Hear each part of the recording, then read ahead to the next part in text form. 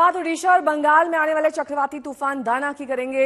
120 से 130 किलोमीटर प्रति घंटे की रफ्तार से तूफान आ सकता है और तूफान की वजह से ओडिशा और बंगाल में तेज हवाएं चलेंगी। बहुत भारी बारिश होने की संभावना है। बंगाल और ओडिशा के लिए मौसम विभाग ने रेड अलर्ट जारी किया है।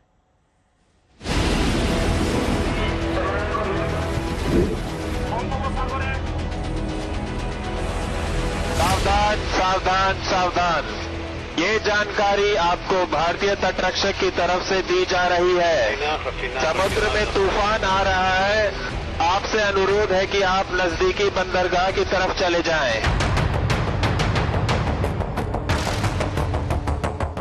सावधान सावधान सावधान, समुद्र में तूफान आ रहा है। आपसे अनुरोध है कि आप नजदीकी बंदरगाह में चले जाएं। ये तूफान से पहले की तैयारी है, ये तूफान से निपटने की तैयारी है, ये तूफान को हराने की तैयारी है, क्योंकि बंगाल की खाड़ी से उठने वाला तूफान दाना अपने रौद्र रूप दिखाने को बेताब है। ये बेहद ही तेज रफ्तार से तट की तरफ बढ़ रहा है। सावधान सावधान सावधान, ये जानकारी आपको भारतीय तटरक्षक की तरफ से दी जा रही है। समुद्र में तूफान आ रहा है। आपसे अनुरोध है कि आप नजदीकी बंदरगाह की तरफ चले जाएं। दाना तूफान 120 किलोमीटर प्रति घंटा की रफ्तार से ओडिशा के पुरी और पश्चिम बंगाल सागर द्वीप के बीच पहुंच सकता है, जिसको लेकर मौसम विभाग ने अलर्ट जारी किया है। मौसम विभाग की इस चेतावनी को देखते हुए राज्य सरकारों ने तूफान से निपटने की तैयारी युद्ध स्तर पर शुरू कर दी है।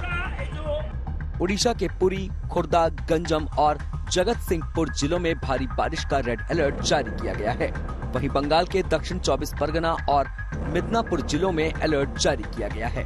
मछुआरों को समुद्र से दूर रहने की चेतावनी भी जारी कर दी गई है। वक्त सभी काम जो हम लोग फैसला किए थे वो हो चुका है और आज हम लोग जिलापालों से जो बात ये किया कि जो फैसला हुआ था उसका एग्जीक्यूशन कितना हुआ, अभी तक कितना लोग इवैक्यूएट हो चुके हैं, जो लोग इवैक्यूएट हो चुके हैं उनके लिए भोजन का व्यवस्था क्या है और उसमें बच्चे लोग रहेंगे, मरीज भी रहेंगे, उनके लिए मेडिकल फैसिलिटी कहाँ हुआ है, मेडिसिन क्या क्या उपलब्ध है, ये सभी विषय में बातचीत हुआ है। कलकत्ता में सब पंपिंग स्टेशन एट टोज है, रेडी है। वहाँ का इलेक्ट्रिक सप्लाई ठीक रहे, इसके लिए सीएससी से लगातार हमारा कांटेक्ट है। सीएससी का टीम विद्युत मंत्री अरूप विश्वास के तत्वावधान में हर जगह, हर वार्ड में अलग अलग टीम रहेगा, जहाँ पर अगर कोई कुछ हुआ तो दौड़ के जाना। अनुपम मिश्र मेरे सहयोगी इस वक्त तमाम जानकारी के साथ सीधे धामरा ओडिशा से जुड़ रहे हैं। अनुपम, किस तरह की आहट अभी से वहां पर इस पूरे जो तूफान आने वाला है उसकी दिखाई देने लगी है? क्योंकि आपके पीछे हम देख सकते हैं पेड़ पत्ते हिल रहे हैं, तेज हवाएं चल रही हैं। अब कब तक तूफान हिट करेगा?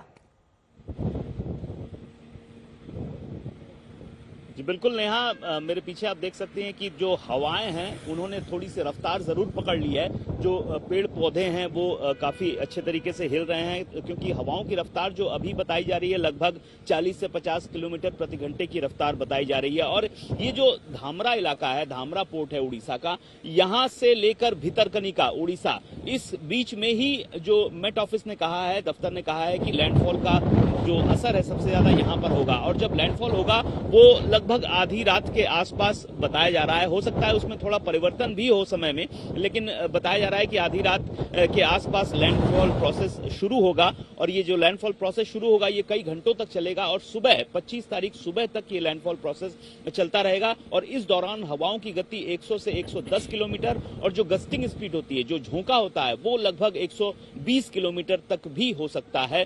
तो ऐसे में प्रशासन ने काफी एहतियात बरते हुए हैं। साइक्लोन शेल्टर बनाए गए हैं जहां पर लोगों को जो तटीय इलाकों में रहते हैं, खासतौर पर कच्चे घरों में रहते हैं, उनको रखा गया है। और उम्मीद की जा रही है कि ये जो तूफान है सीवियर साइक्लोन कैटेगरी में रखा गया है। ये पिछले 1-2 बार की तरह जिस तरीके से मुकाबला किया था बहुत सफलतापूर्वक उड़ीसा ने और बंगाल ने, हो सकता है कि वैसे ही इस बार भी इसका मुकाबला किया जाए, क्योंकि दिन पर दिन जैसे जैसे साल जाते जा रहे हैं जो नुकसान होता था पहले उसको काफी कम कर दिया गया है। खासतौर पर जान का नुकसान पहले काफी होता था, उस पर काफी अभी अंकुश लगाया जा चुका है। व्यवस्था ऐसी कर ली गई है कि जो भी वल्नरेबल इलाके हैं वहां से लोगों को तुरंत रेस्क्यू सेंटर में रखा जाए और तब तक रखा जाए जब तक कि ये खतरा टल न जाए। तो यही एक उपाय है, कोशिश की जा रही है कि जो जान का नुकसान है वो कम हो। हालांकि जो माल का नुकसान है वो हवाओं की गति पर निर्भर करता है और वो उस पर किसी का कंट्रोल नहीं है, लेकिन डिजास्टर मैनेजमेंट और एनडीआरएफ की टीमें तैयार है। सड़कें अगर बंद हो गई तो उनको खोलने की तैयारी, अगर कोई बिल्डिंग या कोई घर गिर गया तो उसको तेज हवाएं वहां पर चल रही है, दिखाई भी दे रहा है, सुनाई भी दे रहा है।